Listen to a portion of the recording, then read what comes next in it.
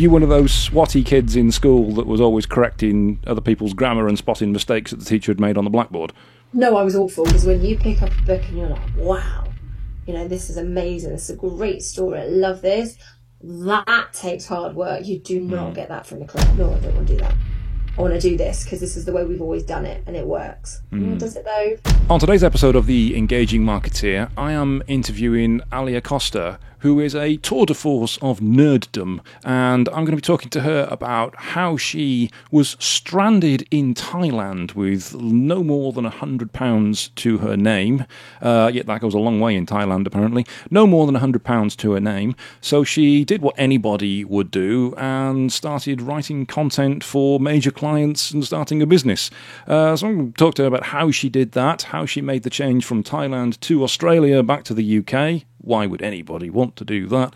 And how she has progressed that business from strength to strength, working with clients across the world now, producing content, and, of course, what she's got to say about ChatGPT.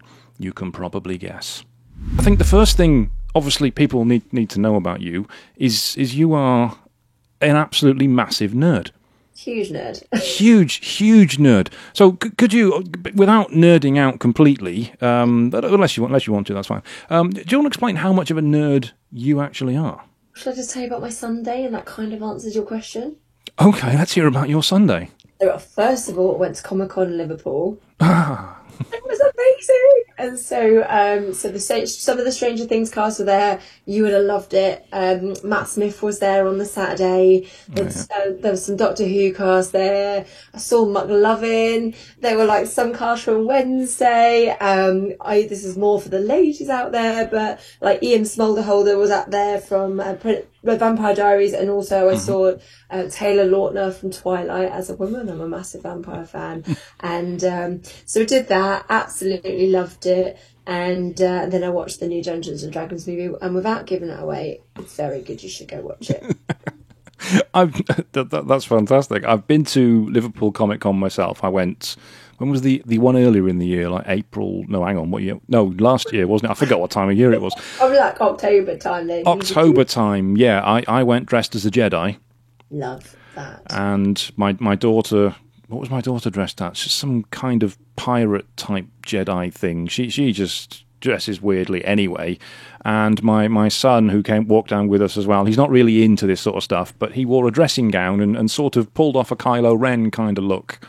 But was quite comfortable walking around Comic-Con in a dressing gown. It was more. What's the thing? Hitchhiker's Guide to the Galaxy than it was Star Wars, to be honest with you. But it was a lot. Still works. It still works. Yeah. So what was your favourite part of Comic-Con? To be honest, I was just bouncing around like a child that's been having too many blue Smarties. I don't think I had a favourite. I just absolutely loved it. I only found out an hour before I was walking the dog, and I saw... So you didn't know it was on? This wasn't planned? No, I saw a picture of my friend with Hopper and his daughter and his missus on Instagram, and I was like, "What is this? Why?" And tell me why I'm not there.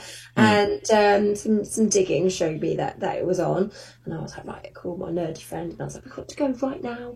So I didn't actually enjoy dressing up this time, but I am a huge Lord of the Rings fan. I'm 5 days into a 14-day leg piece. I won't get my leg out on camera like I did before and save the viewers a treat. And I love it. So I probably will be doing some sort of Lord of the Rings style dress. I'll probably turn up like Frodo, to be honest. It's not about being a sexy elf, just getting down and just loving it. So what? Obviously, I've seen I've seen the Lord of the Rings leg, but I assume it's the same one, and you've not got another one you're doing. No, I'm going up to the top. So I've got the Balrog and Gandalf for the You Shall Not Pass scene at the moment, and I'm going to have when I love Martin Freeman. So when Bilbo and Smaug are in kind of the Hall of the Kings with all the jewels and the Arkenstone. So that scene's going to be at the top. But it's 9 days of tattooing. It really hurts and it's expensive. So I'm going to have a year off. Enjoy not being stabbed, and then I'm going to go again. And what you're going to go again for? That piece. So I haven't. Oh, right. So that's the second part, right? The next bit, second bit. Sorry. Well, there's a Freudian slip if ever there was one. It's not that, Colin. Right? Sorry about that. And You said it. and You then said yeah, it. I sure did. And then just the don't want to say gap, but the gap between the two is just going to be a Rings of Power scene. So maybe let's move on. There's be so many puns around it. Well, Lord of the Rings is really opening itself up for punning, Yeah, isn't it? it started it. And I can't help notice, obviously, you've got a massive sleeve there. What's that?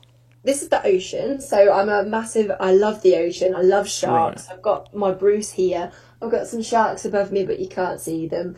And just kind of everything. I've got orcas. I've got a turtle, and that's Oh, me. so Bruce, that's from, is that Finding Nemo or Shark Tale? Sure is, yeah. I think it's Finding Nemo. Finding Nemo, yeah. Oh, I don't know. I'm hoping so. Because it was Barry Humphries, wasn't it? Dame Edna Everage. I'm going to agree with that. That's the voice, yeah. Because I know it was Australian. I may as well get mine out. Oh, and then what have you got? Oh no, I've got to take the jacket off. I've got to. Oh. I'm taking the jacket off. I'm taking the jacket off. Right. Steady listeners, it's one of those shows. Yeah, I'm not sure how this is going to come out on an audio podcast, but people need to see the video really for it to work, don't they? I've got if I. Oh, nice. What's that? Where's that from? Well, you see, that's in Japanese. So when people ask me that and they don't know what it is, I can sort of blag it that it's some kind of, I don't know, Japanese motto or some sort of love or respect or some bollocks like that. But it's actually the Japanese Transformers logo. Amazing. Yeah. So only proper nerds will spot what that is, because obviously Transformers is Japanese and it's written on the boxes in Japanese, and that's the logo. And I know it's accurate, because I've had two separate Japanese people who aren't Transformers fans spot it on nights out and just shout Transformers at me really loudly. So I know it's actually written correctly. So well, that's always good. I've got a Chinese on my shoulder, like you. Right. It probably says loyalty. Realistically, it's probably chicken chow mein or something. But I am yet to find. I was told it was Chinese. Nobody can read it, so I think they've just basically made it up. Yeah, there is one celebrity. I don't want to defame anybody now, but I think it's Posh Spice. I think it's Victoria Beckham has got some Chinese logo on her, which is meant to mean like respect or love or something, and it's some kind of soup. But at least that's what I've read on the internet. I don't know if that's genuinely true. But people love soup. Some people love. Well, there's nothing wrong with a bit of soup. I'm not sure I'd want it tattooed on me, but there you are. But anyway, that's almost enough about nerd stuff. That's almost enough about nerd stuff. Let's talk about content. Yeah, let's do it. Let's talk about content, because that's what you're really about, isn't it? Mm. So I am the content and comms queen, and that's my bag. So how did you get into that? What made you want to do that? Were you one of those nerdy kids? Obviously you were nerdy. Were you one of those swotty kids in school that was always correcting other people's grammar and spotting mistakes that the teacher had made on the blackboard? No, I was awful. If you were to look at my, it was Bebo, as a millennial that I am, before Facebook, we had Bebo and Face Party. And if you were to look at my social channels, oh my goodness, it's embarrassing. I was a chav, for want of a better word. It would be capital small, like would be like LYK. I couldn't communicate, and it just awful. So what I love about my own journey is the fact that I can't say, I was just born with a gift and it's all right for you. You've always been gifted, because I wasn't. I was crap in school and English was not my forte. I loved reading, but the writing part, it was something kind of I fell into later in life, definitely. So how did you, well, I mean, I'll be honest, I'm fairly similar myself. My spelling was not the best in school. Mm-hmm.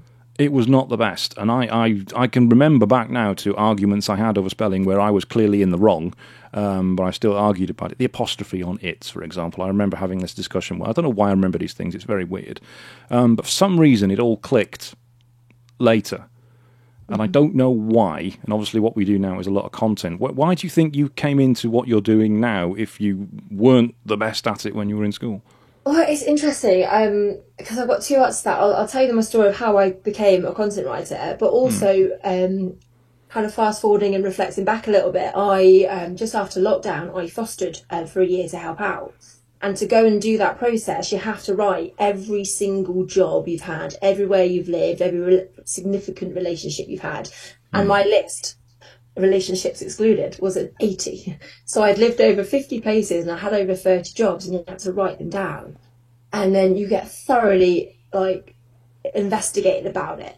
And I remember looking back, which was really interesting because I was in my business now. And if you kind of had a golden thread through all the businesses I've ever had, actually, there was always a part of me that wanted to do the writing, but not realising it. So, for example, I was a correspondence officer at South Eastern Trains, and you could be on the phone, you could be on the emails, and I loved, writing to people and not using the templates. I wanted to actually get involved in that. And I was working for LivePerson for BT. Again, it was supposed to be canned responses, but I was like, no, I'll break through the chain. I worked for BBC magazine, and I was in the advertising space. But I was always wanting to do advertorials. Now, most people know what that is, but just for those that aren't. So editorial is what the magazine actually write. And the advertorial is paid advertisement, is paid editorial, where it might be, Samsung TV or something. And they're talking about, what TV you should get this summer. And then obviously Samsung comes up in top 3 or whatever. And I loved those because I loved storytelling. And I loved this is so much more exciting. Nobody wants to see a picture. Let's talk about it. And so it wasn't until I did that reflection, and that was a couple of years ago now, that made me think, I think I was always supposed to be a writer. And then it's like life pushing me towards it and me just running away. So going back to the other side of it, of what my story was, how I finally broached it, was I did the very cliche thing, really. I went travelling when I was about 26, and I had this massive plan. I had this goal of what I wanted to do. And so I started a travel blog. And it's no different to lots of different people. And I really enjoyed it. And mostly I was writing just for myself. And because of that, I then started to have to think about, actually, does this read well? Does it make any sense? You can't have spelling mistakes. And obviously you see the red squiggles when you're using WordPress or whatever it was at the time. And this is, it's about 7 years ago. And so I went travelling around Thailand. I got myself to a bit of got a bit stuck out there, really. And didn't want to tell anyone, didn't want to admit I had no money left. And so I was like, well, what do I do? How do I get back to the UK? I can't tell anyone. I had like 100 quid left to my name, which actually is a lot in Thailand, to be fair. And I found this, lasted well. It was like 40p a day to eat. It was great. Oh, wow. And I found this internship in the south of Thailand to learn how to write and be a writer, basically. And you lived one street away from the beach. You got fed twice a day, so I was skinny. It was great. And you would work. It's essentially like it was working for free, working as a writer. And then every week somebody new would come in. So you would have, content writers, you would have journalists, you would have authors, magazine writers, and then obviously the people that were there permanently. And you were just working all day, every day. So it was working on the likes of like Cafe Pacific, Calvin Klein. Those are the ones I can name. And it was just writing all day, every day. And I mean, it weren't a slog because you had your laptop, you had a coconut, and you were down the pool. So it was really nice. But I did that for a few months, and it was strange because despite my childhood and how rubbish I was, it was something I picked up incredibly quickly. And it was the first time I'd ever thought, I'm really good at this. And I kind of looked back at the work that I'd created, and I looked at the business model and thought, I think I could do this better myself. So I did. And that became the start of, so my business has got two sides to it. You've got the writing agency, which is where we write for our clients. Yeah. And then you've also got the communications coaching. So we help people within businesses improve their written communication. And so the written part, being a writer, was really how I started that journey. And then it just grew and became something much bigger. So obviously that business then was started when you came back to the UK. No. I was in Thailand. And you started it in Thailand? Yeah. I started in Thailand with English clients. So it's a truly international business then? Mm-hmm. And then I moved to Australia. Of course, everybody does. Everybody goes to Australia. Why not? Further away. well, it's just a natural progression. Whereabouts in Australia was that? I went to Newcastle, so just an hour and a half above Sydney. Right. Okay. And how did you find the transition then from being in Thailand to Australia? Because Australia, it's a lot more expensive, isn't it? Yeah, I went to get my hair cut, and I remember her. I didn't even look at the price because after a year in Thailand, you don't care. And she came back, and I think I remember it being about $360 or something. And I was like, "You'd already had your hair done." So you're like, "You can't." You're like, "Okay." But yeah, after that, I definitely counted the pennies. But thankfully, because my clients were English, so you know, I was more fortunate. But it's still a growing business when you're kind of weeks in at this point. Most listeners that have their own business will know you don't really have that much disposable income to be throwing on haircuts. You do not. No, you do not. No. So what was it like starting the business then and being in Australia? Because obviously you wouldn't have known that many people around you. No, I think what was fortunate for me is because, you know, as I said, for my fostering, I'd had like 30 different jobs, and it wasn't that I was flip-flopping and I was crap and I got fired. It was more that, so for example, I started working when I was 12. I had 5 jobs when I was 15. I always had more than one thing going on. And so, you know, quite easy for me to gather. When you have 5 jobs at a time, it's easy to go through them. And, so I was already good at networking. I've always had a good network. And so for me, I built what was quite possibly the worst WordPress site I've ever seen. I've obviously developed a better understanding of marketing since. I wouldn't be so sure about that. I've seen some horrific websites. It's a contender, let me tell you. How I made money, I mean, my writing obviously must have been decent because my web creation skills were less than desirable. But so getting clients was actually fine, and generally it's something I'm quite confident in doing. What I struggled with the most, and why I didn't last in Australia very long, was the time difference, because you would have UK-based clients, you know, working on an Australian time zone, and you'd have your whole day out in Australia, and then you get home and it's like 11 o'clock at night, and people are like, can we have a phone call? Can we was it even Zoom back then? There would have been, I can't remember what it was. There was some kind of video, probably Skype. Yeah, probably Skype or Microsoft, what was it called? Microsoft Messenger had a video call on it as well. By the by, but something like that. And video technology wasn't really as used as it is now. But it was tough, really tough. And I just thought, you know what? I felt I loved what I was doing, and I felt like I had something really special. So I thought I'd rather just come back to the UK and just see where it goes. And we're still on that journey, which is nice. So what was the culture shock like coming back to the UK? Because I've had quite a few people on this podcast who are either British working in Australia, or Australians who have come to the UK very briefly and gone back to Australia again. I'm a lot wiser than I used to be. I used to be a lot more tanned. I think I turned up to my first BNI after a week in like some really summery dress and a pair of flip-flops. I kind of forgot my face a little bit. I was like, oh, I'm here. But yeah, I think because I never intended to go away for that long, I was only supposed to go on a 6-week holiday, and then I had a whole series of travel plans and jobs lined up. So I used to be an outdoor instructor, which obviously lends itself to being a writer. So I was supposed to go to Thailand for 6 weeks, then I had a job lined up in Dubai, and then I was supposed to go and do the PCT, which is where you walk from Mexico to Canada, which is why I had the website in the first place, is because I was talking about that journey, right? Hang on, you walk from Mexico to Canada? I used to, I know, I haven't done it yet, I'm going to. But this is the thing, is that I had this whole plan, and then I ended up going to Thailand, falling in love with it, and then having this whole life, and it just kind of, it was like, and then the next thing, and then the next thing, and then the next thing. And to be honest, I was exhausted. I just wanted to come back, reset, and just find some roots a little bit, because it's, you know, I love travelling, I like having wings, but I do like having roots too, the older I'm getting, for sure. And how was it setting up back in the UK again then? How did you actually manage the transition? To be honest, I've kind of fumbled through it and I got quite lucky. I networked really, and I had found the right people. So I got an accountant, although I did have some dramas because I got a terrible accountant to start with who cost me a fortune because she messed up both my VAT and my PAYE, which is never a good start to a business. It's not. It's not. It's a very pricey one, and it's not something that they had to pay for, which is unfortunate.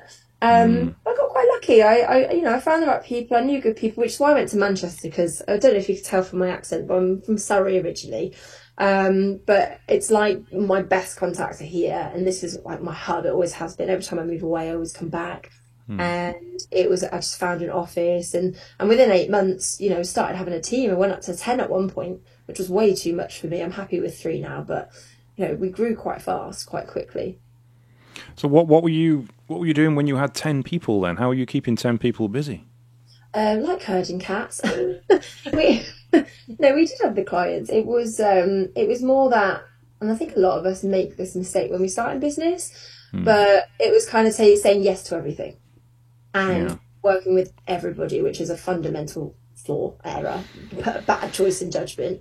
And I think the reason we worked with so many people was because, in terms of staff, is I thought we had to fill every skill set. I thought, let's hire into medical, let's hire into blockchain, let's hire into tech.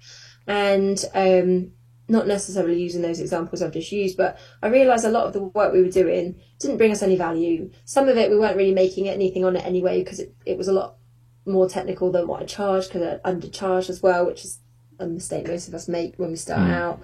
And we just kind of, some people weren't really aligned with our values, and some people naturally drifted away as happens. And the guys that are left have been with me pretty much since day dot. And what we do now differently is every year it's like, I don't want the business to work me. I want to do things that I really enjoy. I'd rather work with less clients and do more.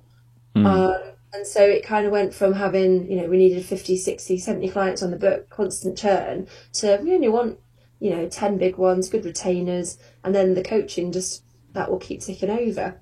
Yeah. And I think a lot of it was just reflection on what do we want, what works for us, like what do we enjoy doing, what are we passionate about. And once we aligned that, it just made everything so much smoother and much less headaches.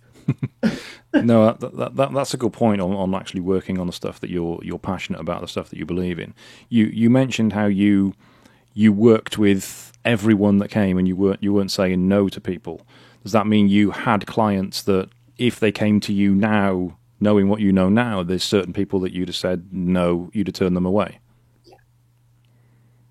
Why is that? What is it about certain clients? Because from somebody listening to this who's maybe starting out in a business as you did, what is the kind of thing they can look for to avoid? These are the kind of people I don't want to be working with. So there's a few answers to that question. First of all, and something that we do in our coaching, the first pillar is about awareness.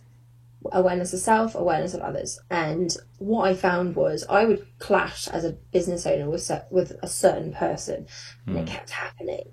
And I don't necessarily think they were bad, and I genuinely was just showing up as myself. I said to myself, why is this me?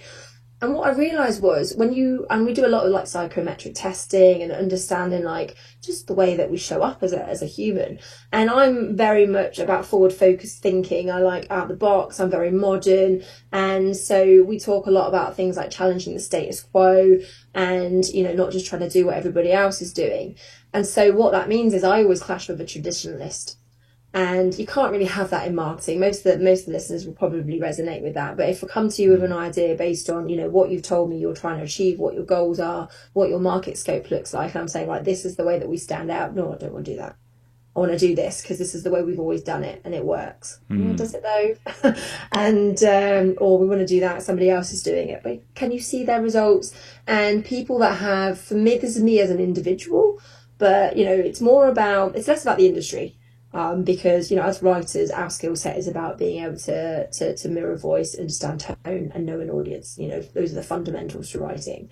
And it's more about the actual business and, the people behind it. Because you could have the business when I say bunny ears here, that looks like the most boring thing. But actually, if you find a really good angle, it could be really interesting. Some of my best clients have been the most random product, right?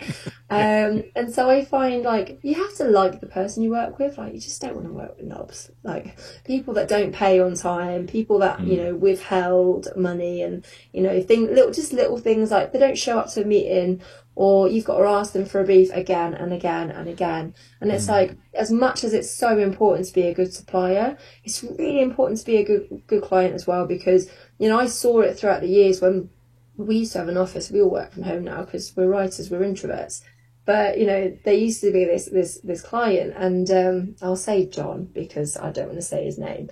But I would answer the phone and say, hi John, and I would see all my team pop over their screens like meerkats, and they would look, and they looked anxious, and I saw that, and it's funny in reflection. But at the time, I just thought, no, I'm not having the mere mention of somebody's name give my, mental health wasn't really a talking point back then, but that's what it is, isn't it? It's not comfortable for people. They don't enjoy coming to work, and you end up spending 2 or 3 times over what you were supposed to, then just working with something that, a lot easier to work with. And I'm not saying everyone's perfect and everyone's easy to work with, but you can eliminate things by, spotting things in the early days. If people don't show up to meetings and don't at least apologise, I won't tolerate it.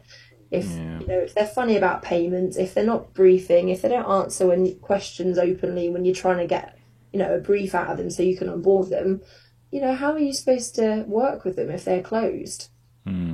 We've had a few like that over the years where you just know that it was not going to work out, and you take them on against your better judgment, because as you're just starting out in business, you think, well, I need this client, I need that client, I don't really know how to say no to people, and you end up completely regretting it. I won't mention any names, but we've had quite a few, and you start to spot these early on, as you say now, and you can spot these signs. I've had one person that's missed two meetings with me online, and the first one, it's because they'd clashed with something else and they forgot about it, and then they rescheduled. And then the second one, they emailed me, I think, the morning of, and gone, oh no, I don't know how this has happened, but I've got another internal event this day, so I can't do it. You don't know how this has happened. Same way it happened last time. You can't manage your diary, and you don't respect other people's time. That's how it's happened. So I've not chased up with them to rebook, because quite frankly, what's the point? And I just overheard one of the guys out there now saying, with a potential client, again, alarm bells ringing, when they're looking at us doing digital marketing and a website for them, and they said, I don't really see the point in having blogs or content on a website. I think it's old-fashioned. What's the need for it? Yeah. I don't know. So, what's the point in having content on a website? You tell me now. Go on, what's the point in it? Genuine question. To me? Yeah, what's the point in it? Because if I say it, I'm just going to get angry about this guy.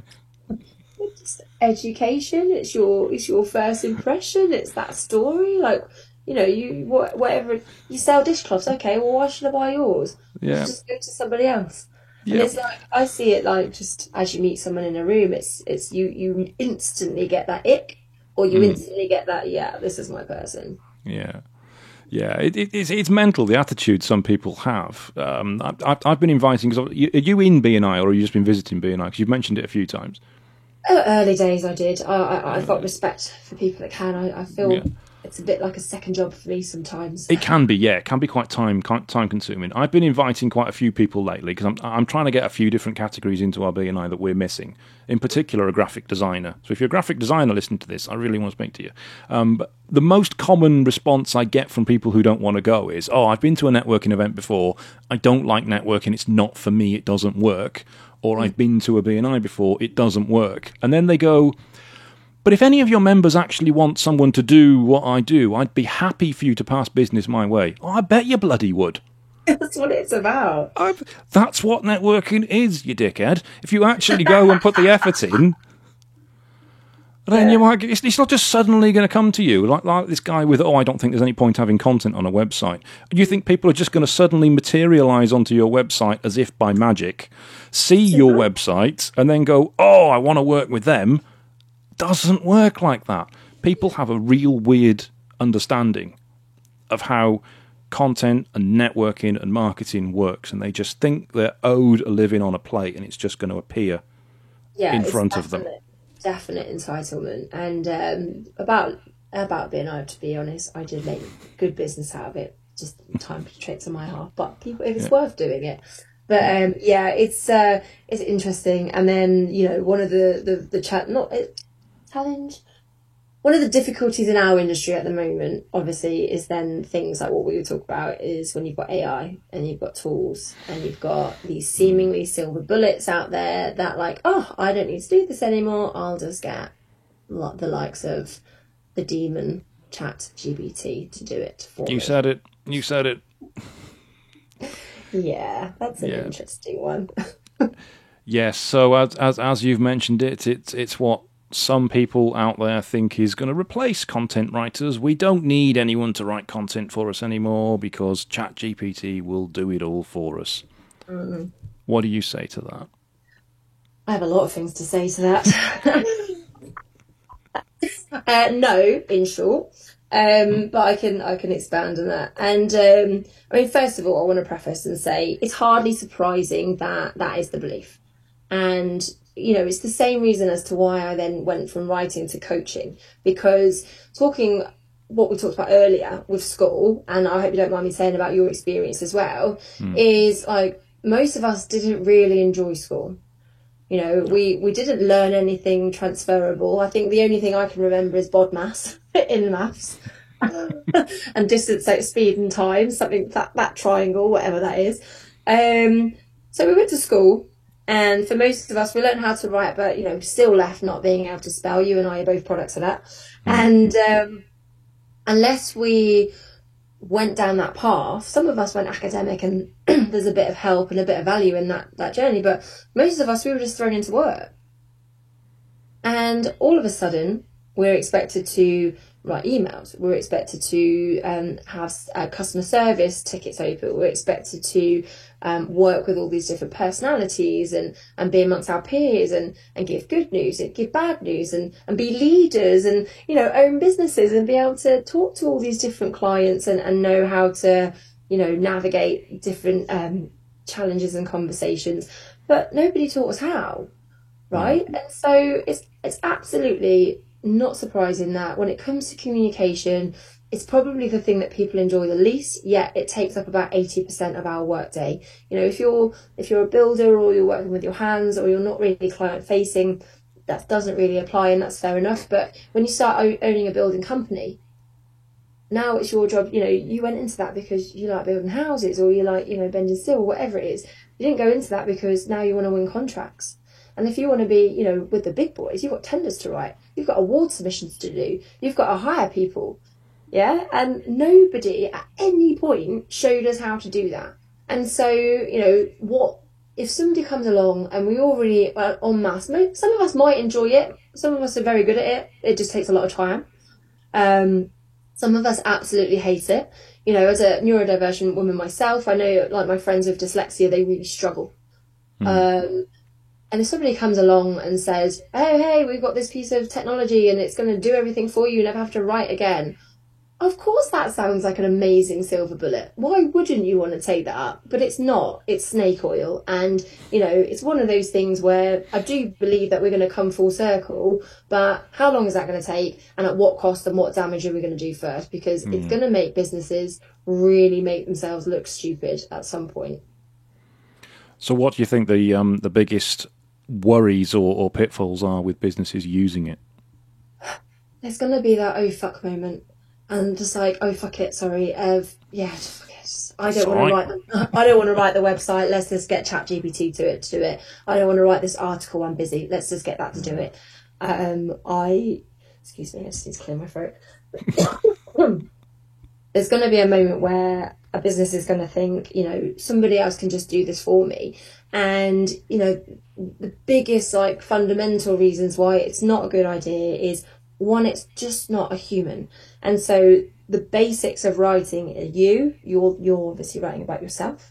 There's kind of your subject, what it is that you're talking about. And then there's the audience and your tone of voice. And this AI, this technology, it just cannot do any of that. It's not plugged into the internet. It's still growing, but I can't see it growing into where it needs to go. It's inaccurate. It's not authentic, it's not genuine, there's nothing new, and it's just people regurgitating rubbish. And I've had a few experiences, and you had a really interesting story, which I think would be really good to talk about. But, you know, somebody reached out to me. As a writer, I obviously get the odd joker that thinks it's hilarious to goad me on it. ChatGPT, you're out of a job. Great, good message, thanks. And somebody backfired, and we've got a good relationship, so it's not about them. But they tried to rewrite my LinkedIn profile using this tool. And said, oh, look, I've improved your LinkedIn profile for you. And I did it in like a parody way. First of all, it came back and it said Ali Acosta, he, and it kept talking to me about me like I was a man. Now, unless I grew an appendage that I'm not aware of, that's not factually correct. And, you know, he hadn't even noticed. And the problem with these tools, what most people do is read the first sentence, think, yeah, that looks all right. But imagine sending that to a client. Yeah. And that client's worth, you know, your paycheck for the year. And, you know, it's just not professional. You look silly, you know, it's like, well, you know, I'm not, that's not me. And the second one they did was, they said, oh, well, let me rerun it. Then they put in that I was female, obviously. And then the 4 pillars, which is very different. It's a philosophy. It's got nothing to do with the gender within the business. Then it came back and said the 4 pillars is created by 4 women. And I was just like, no. So it just makes stuff up. It's factually inaccurate. It can make you look really daft. In a world where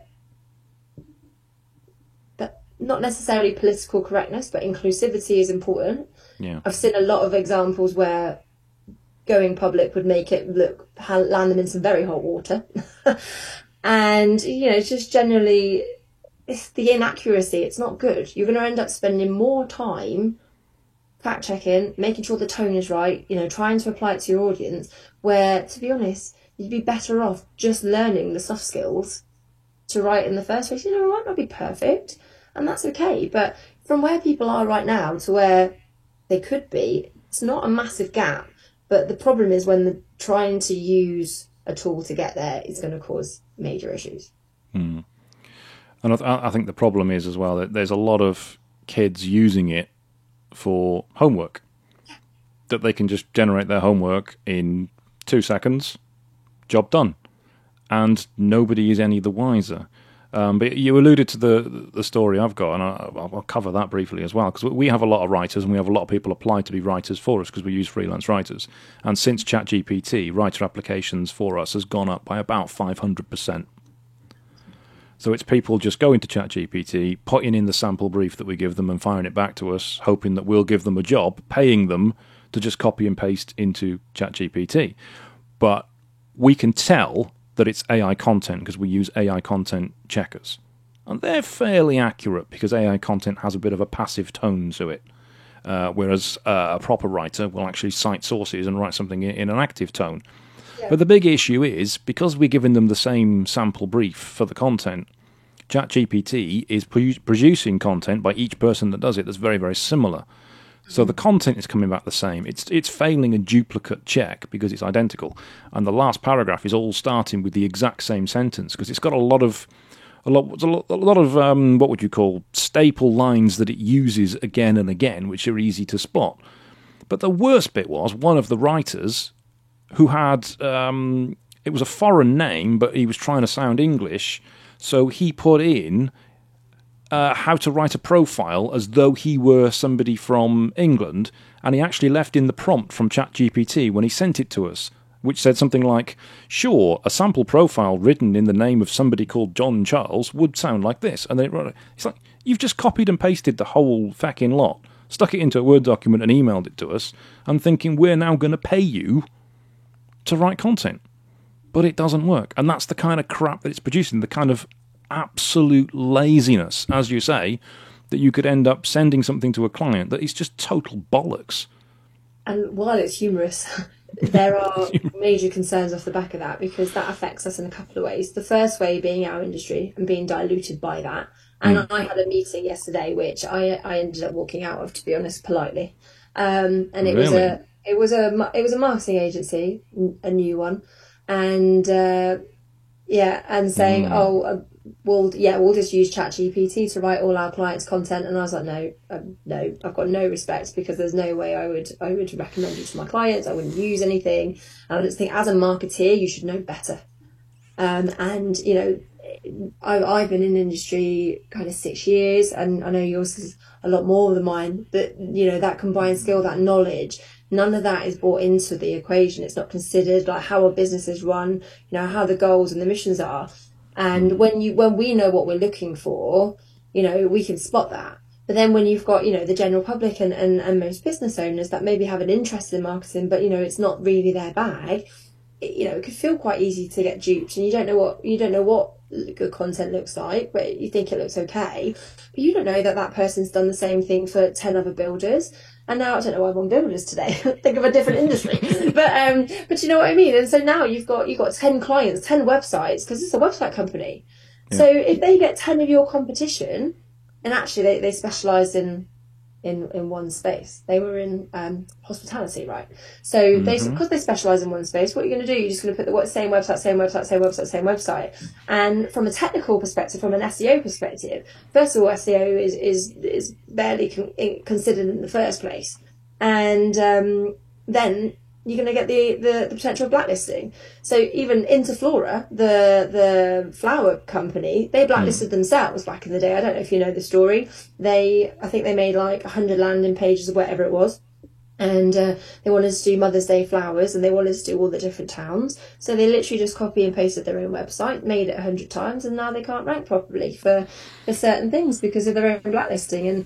And you know, it's the same thing that is going to happen. And you know, it's our responsibility as marketeers to know our industry, to know our space, to keep our clients safe, and to create stuff that's going to allow our clients to perform. So how can I, as a professional, ever agree that something that's, you know, not got any authenticity in it isn't going to tell a story? You know, all the things I mentioned earlier, it's completely neutral and devout of anything useful.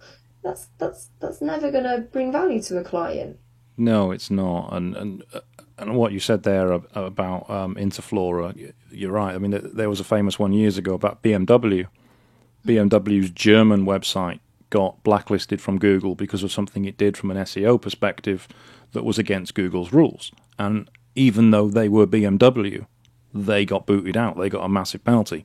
It doesn't matter who you are, whether you're one of the world's top car manufacturers or whether you're a restaurant in Didsbury, you're going to get in trouble if you do this sort of stuff. And the fact you've just said there's an agency, presumably in Manchester.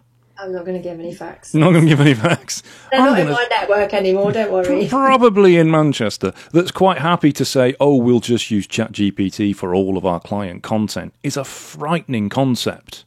And it's a frightening concept. On that note, sorry to interrupt you, and I had this conversation with somebody else. I think it's important for us, both as marketeers and to listeners, to start talking to our suppliers and asking them about their processes.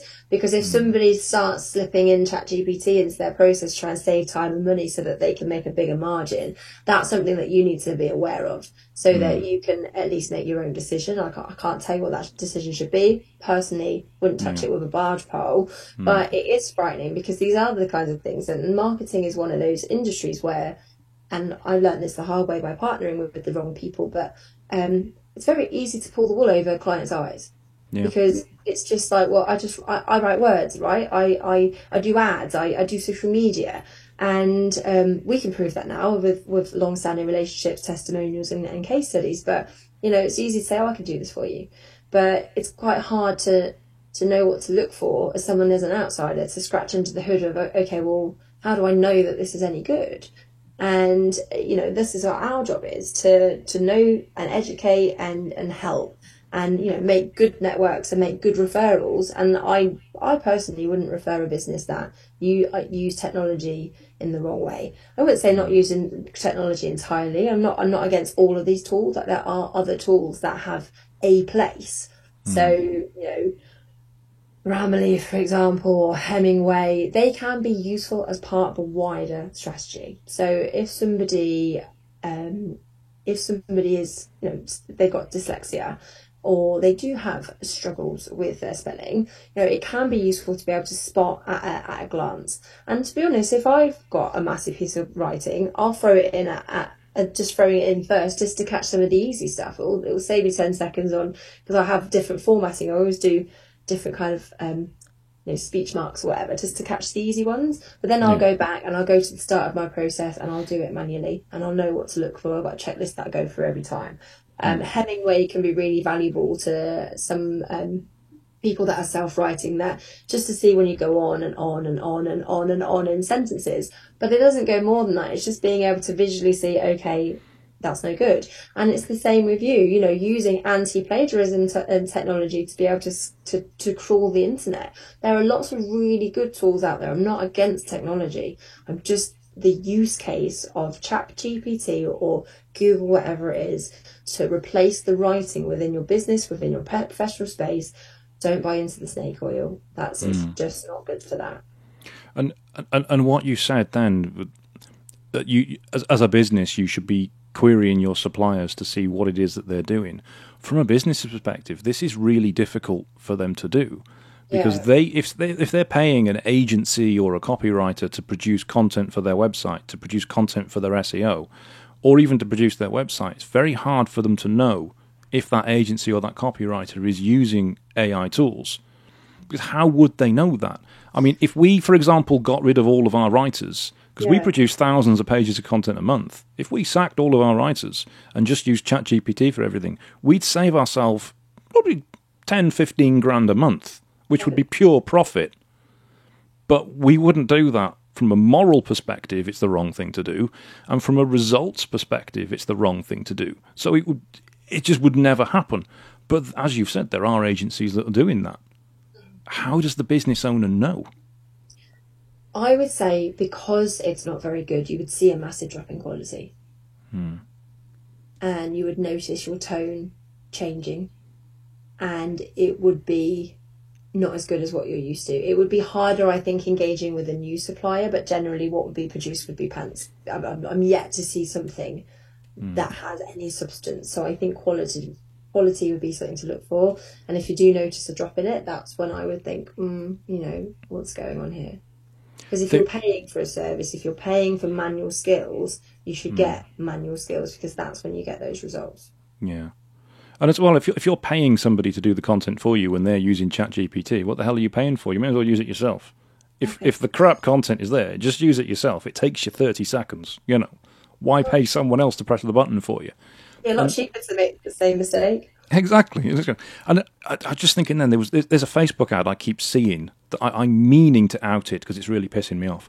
There's a Facebook ad I keep seeing there's this woman on this page, and she's saying how she sells thousands of books a month and she doesn't write any of them. And it's using, it's basically, it's a course on how to use AI software to generate your own books to sell on Amazon.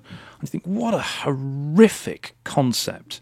It's just going to be thousands of people pressing buttons to generate books that they're selling and making money, that some people are going to be buying, that's just going to be heckin' drivel. What a world we're living in. As somebody that's written books that have been published by Penguin for their clients, I can tell you that process is a very, very painful and arduous one for a good reason. Because when you pick up a book and you're like, wow, this is amazing, it's a great story, I love this, that takes hard work. You do not get that from a click. No. Imagine going back in time and saying to like Shakespeare or Homer or or Aeschylus, I realise you put a lot of effort into writing this, but a few hundred years, we'll just be able to press a button and generate one of these automatically. It'll be great. Nobody will care. Well, we certainly won't be able to do that in the future if kids start using it for their homework. Yeah, there'll be nobody that can even string a sentence together without pressing a button. No creativity left. It'll be horrific. So you talking about your pillars there, we haven't even gone through those, and we're running out of time already. So what you mentioned the first one, what were the others? So my 4 pillars is the 4 pillars to becoming a better communicator, better writer. So the 4 pillars are, the first thing is awareness, and it's something that most of us are aware to some point, but we have never done this whole deep dive into who we are, how we show up, what our values are, what our communication style is, we're just kind of bumbling through, and we're not communicating with intent. And so the awareness pillar looks at that. And it's not about changing who you are. It's not about saying that you're wrong or that you're a knob. Some people might be worth working on that, but it's not about outing anyone. It's not about minimizing anyone. It's being able to say, okay, who am I? How do I show up? Then within that same pillar, it's about being able to read the room. Because, there are going to be different personalities. In my book, I go for a very simple 4-colour system. Everyone's got a different one. But for example, the reds are very direct driven. Generally, your bosses, your CEOs and your leaders, and your greens are your analyticals, your numbers, your slowers, let's think about it, kind of people. And sometimes they'll see a clash. But if you know that you work within the finance space, it's like, okay, well, how can I lean into this person and how can I make this communication more comfortable for everybody? What are their needs? How can I meet their needs better? Because as communicators, everything that we do is our fault. If we're successful at it, it's our fault. If we're not so successful at it, it's also our fault. But the other side of that, which makes communication really difficult, is that it's also a two-way street. So as much as we can do, I still have clashes. I'm not perfect. I make mistakes all the time, but at least I'm aware of what the mistake is. And so the more that all of us can make an effort to communicate more effectively, especially in the workplace, then we can, our emails will land, our LinkedIn approaches will be more effective, we'll be better at our jobs, we'll be more effective leaders, we have more productive businesses, and that's all from awareness. And a lot of that work is missing right now, which is basically the whole point. Once you do that, the second pillar is structure. So although that work does then improve your communication ability in real world, in these meetings, in BNI or networking or whatever it is, it's the structure of what you're applying that to. So is it like a LinkedIn post? Is it a tender? Is it a business proposal? Because each of them have like do's and don'ts and things to think about. Then the next thing is writing, and the last thing is editing. Because what most people will do is they'll write, and writing is supposed to be messy. Writing isn't clean, which is why I much prefer writing to talking, because I always say the wrong word when I'm talking. Writing's easy. You can do it like 10 million times. But they get writing and editing confused because they do it at the same time. They don't give them they don't give themselves space to be creative. They'll say, right, how can I make the most perfectly formed sentence? And then, how can I make this perfectly formed sentence a perfectly formed paragraph? And they just take forever on it, and it's uncomfortable. They don't like it. And that's why people get writer's block. They just think, oh, crap, this is rubbish. I don't want to do it. Separate them. Be messy and then be clean. The difference between what I do and what a lot of other people do is I throw up on a page and then I edit till it's ready to go out. Other people might throw up on a page and then click post and send. And so the kind of start and end of that process, that initial awareness phase and that ending editing phase, and don't worry, there's no grammar lessons in there. It's just kind of really the fundamental that's missing. So awareness, structure, writing and editing. And those 4 things, very simple philosophy. It's about 120 pages in my book. It's quite easy to grasp and then apply.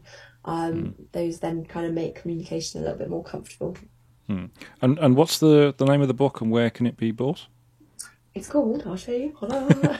It's called How to Write When You're Not a Writer. And you can buy it on our website. So I guess I can give you the link up below or wherever. Yeah. You send the link over. I will put the link below the podcast. So on the video, if you're watching on YouTube, it'll be below in the description. If you're on Apple or Spotify or whatever other podcasty things are available, it'll be below in what's called the show notes below there. Yes. So we are almost out of time. I can't believe this has just sort of flown by, and we've barely talked about nerdy stuff, really. So if somebody wants to work with you, whether it be on the pillars, on the coaching side of the business, or whether it be on the content side, to work with you there, what's the best way for them to get in touch? LinkedIn is a big way to catch me. So Alia Costa, again, you'll see my name and see my handles.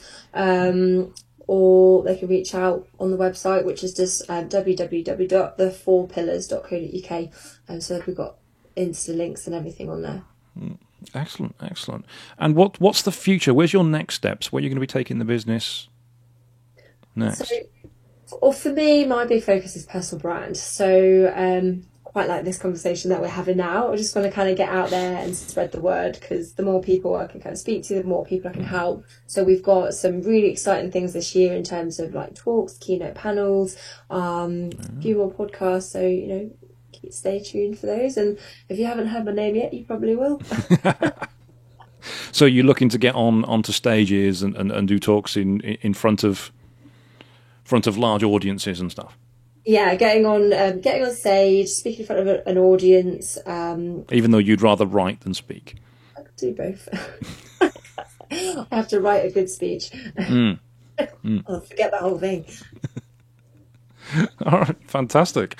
It's been an absolute pleasure talking to you. It literally has just flown past. I thought we'd only been speaking for about 20 minutes, but we haven't.